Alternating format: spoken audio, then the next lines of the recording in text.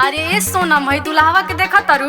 अरे हाँ हो, इ तो काफी लंबा तब्बा बारन। अरे ना ये सखी, इ तो बस देखई में ऊंच बान, लेकिन इनका काम और कारनामा तो सब नीच और छोट छोट बा।